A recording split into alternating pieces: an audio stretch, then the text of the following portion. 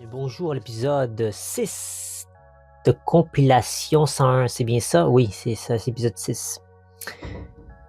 Mettant en vedette Sophie Caron et Frédéric Barbouchi. C'était très voté aussi dans la section, il fallait éventuellement que je le fasse cet épisode-là, j'en suis vraiment content.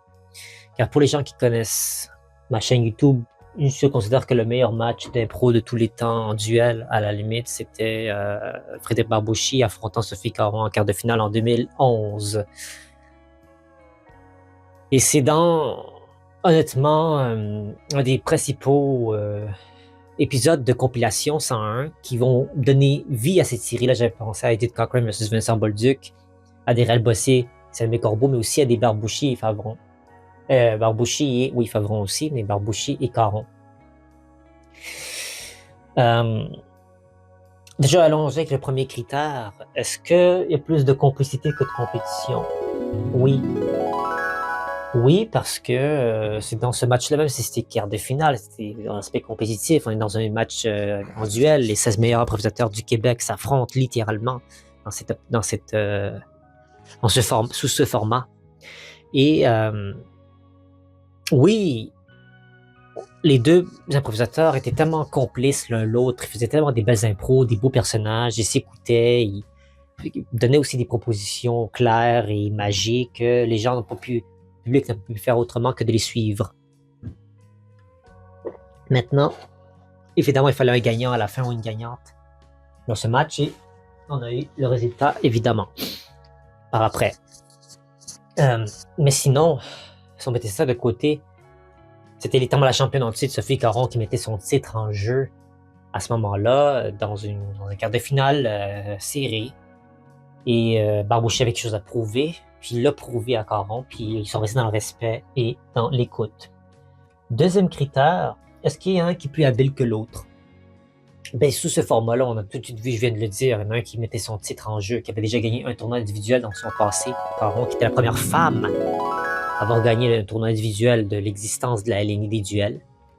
Barbouchi, j'ai pas à ma connaissance, malheureusement, qu'il en a gagné un. Je sais pas s'il en a gagné un. J'aimerais vraiment qu'il aurait pu en gagner un, mais il était face à des grosses têtes.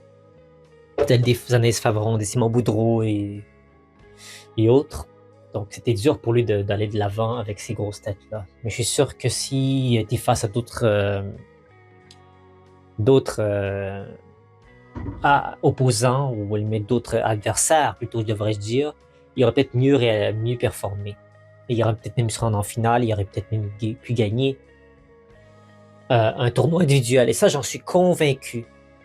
Que s'il y avait d'autres settings, puis évidemment, il y a plein de contraintes et tout, mais s'il avait rencontré d'autres types d'adversaires, il aurait peut-être vraiment pu gagner un tournoi individuel. Et j'en suis convaincu, ça deviendra un des 4 B.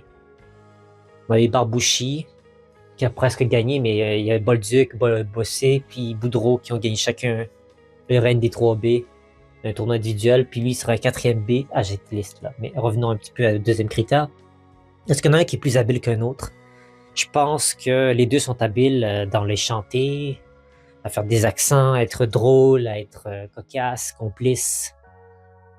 On peut pas vraiment dire qu'il y en a un qui est meilleur que l'autre. Dans ce match-là, évidemment, ça prenait un gagnant ou une gagnante. Et les deux ont un palmarès extraordinaire. Si vous avez vu sur ma chaîne YouTube les statistiques de la LNI, je vous conseille de voir ces vidéos-là sur ma chaîne, de les chercher dans la playlist vidéo hors série de LNI que j'ai créé juste pour des vidéos qui ont par rapport avec des séries d'Eleni que vous pourrez consulter. Ici, vous allez voir leur palmarès de Sophie Caron et Barbouchi, à quel point ils ont un parcours extraordinaire les deux. Et très différent, même ils ont un parcours très différent. T'as un joueur comme Barbouchi qui a gagné extrêmement beaucoup de trophées. En fait, tous les trophées individuels imaginables. Puis d'un autre côté, t'as gagné Sophie Caron qui a gagné 8 coupes charades, qui est le plus de coupes dans tous les joueurs confondus. Si elle a joué, je pense, qu'elle a gagné une coupe avec presque chacune des couleurs, presque. Elle y arrive, puis elle continue de jouer. Donc, les deux ont un parcours différent, mais le CV il est long. Et troisième critère, est-ce qu'ils font de belles impros ensemble? Est-ce qu'ils arrivent à chaque fois de créer des belles impros? Eh bien oui, la réponse est oui. Parce que c'est une rencontre, en fait. Chaque impro qui jouait, c'est une rencontre d'univers de joueurs qui se ressemblent quand même au niveau des risques qu'ils sont prêts à prendre, tout ceci dans la joie et dans la camaraderie. Donc Sophie Caron et Freddy Rabouchi, ils font tout le temps des belles impros. Je me souviens pas d'avoir vu une mauvaise impro entre les deux. Si je me rappelle de toutes les impros qui ont eu lieu dans ce match-là de quart de finale. On avait eu un papa puis une fille dans une voiture. On a vu un Britannique qui chassait un sanglier pour une barmaid. On avait eu un homme qui était célibataire, puis une autre femme célibataire qui attendait dans un resort, puis lui était déprimé, il n'arrivait pas à passer au travers. On a eu un homme musclé, euh, un lutteur ou quelqu'un, un homme musclé, puis une femme qui voulait apprendre à être comme lui pour se défendre. T'avais également une impro dans laquelle les deux jouaient avec un Bollywood extraordinaire entre ces deux-là. Donc ça, c'est juste quelques impros qui me viennent à l'esprit, qui ont joué ensemble. Il y avait aussi beaucoup de comparés, puis il y avait une des chantés. Mais juste comme je vous ai dit, ces gens-là peuvent faire de la magie avec tout ce qu'on leur propose. Donc bravo à Barbouchi et Caron. Donc voilà un peu, ça fait le tour de ce que j'avais à dire sur eux, sur leur complicité. J'espère que vous avez apprécié la vidéo. N'hésitez pas à me suivre. Abonnez-vous à ma chaîne, on est bientôt à la fin de l'année. Il nous reste à peine une semaine avant la fin de l'année. J'avais comme objectif d'atteindre 2500 abonnés avant la fin de l'année. Là, ça va être très tough. Mais c'est clair que d'ici l'année prochaine, je risque d'atteindre cet objectif. Mais peut-être que si on peut se rendre à 2340 abonnés, ça serait bien. Il me reste encore 5 abonnés. Donc abonnez-vous s'il vous plaît. Il y a beaucoup de gens qui ne sont pas abonnés à ma chaîne. Vous allez avoir des vidéos comme ça, de compilation 101, complicité 101, excusez-moi. Vous allez avoir des vidéos de complicité 101 et d'autres séries qui vont arriver en début d'année prochaine. Je vous réserve des choses intéressantes. Donc restez à l'affût pour vrai. Ça vaut le coup de rester.